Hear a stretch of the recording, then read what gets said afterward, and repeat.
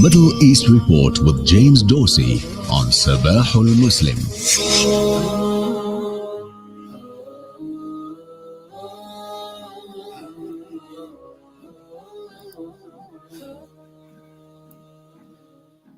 James Dorsey, award-winning scholar and journalist with a different perspective on the Middle East, also a senior fellow at the S. Rajaratnam School of International Studies. James Dorsey joins us for the Middle East Report. James, good morning, and thank you so much for joining us on Radio Islam International. Good morning. It's always a pleasure to be with you. Let's start off with U.S. President Donald Trump is shifting the parameters of the U.S.-Israeli relationship and potentially Palestinian politics. Trump is doing that in several ways.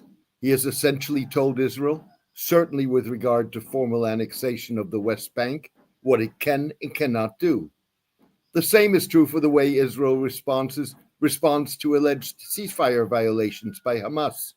And Trump is pushing for implementation of the second phase of his 20-point plan involving a non-partisan Palestinian administration of Gaza, something Israel really doesn't want to see.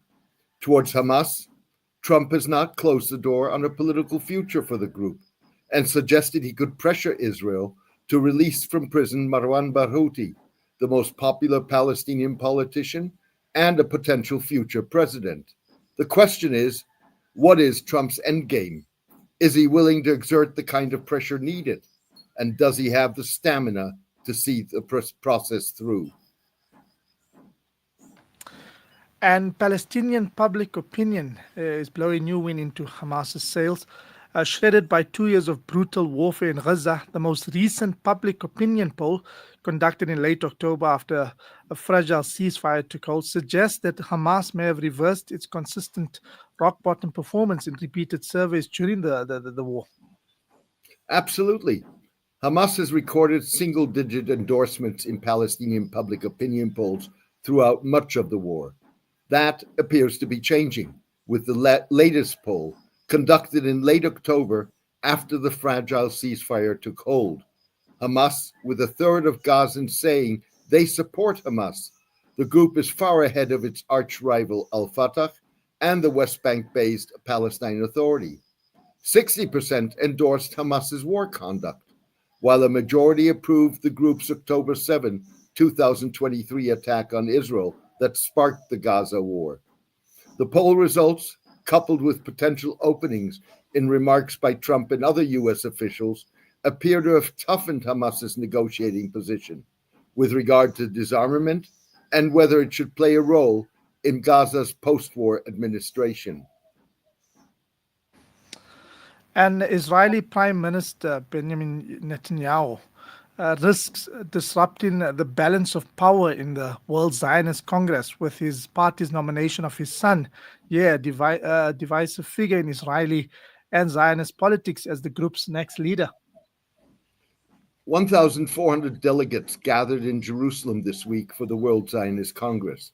Things didn't work out quite the way Prime Minister Benjamin Netanyahu wanted, exposing a widening gap between Israel and significant segments of the global Jewish community. Delegates passed a resolution ruling out an Israeli resettlement of Gaza and promised to financially support Israeli human rights groups if the Israeli parliament passes a law that would effectively deprive them of foreign government funding. Most crucially, in an attempt by Netanyahu's Likud party to make the prime minister's divisive son, Yair, a board member with the rank of an Israeli cabinet member, has disrupted a carefully negotiated power-sharing agreement between the movement's various factions. And finally, Saudi Crown Prince Mohammed bin Salman's appointment of the kingdom's new Grand Mufti has raised some eyebrows. Indeed, the appointment of ultra-conservative Islamic scholar Saleh bin Abdullah bin Fawzan raises multiple questions. At age 90, bin Fawzan is likely to be a transition figure. Moreover, he represents the pre-Mohammed bin Salman religious establishment that opposed the Crown Prince's projection of Islam as tolerant. Bin Fawzan has a record of denouncing Shiism and opposing the kind of esports and gaming that Bin Salman promotes as part of his Vision 2030 plan to diversify the Saudi economy. Having said that, Bin Fawzan, like many old guard Saudi Islamic scholars, has kept his views to himself since the rise of the Crown Prince. James, thank you so much for joining us on Radio Islam International. Always a pleasure to have you on. The pleasure is mine. Thank you for having me. Have a lovely day. Bye. Same to you. And that was James Dorsey, award-winning scholar and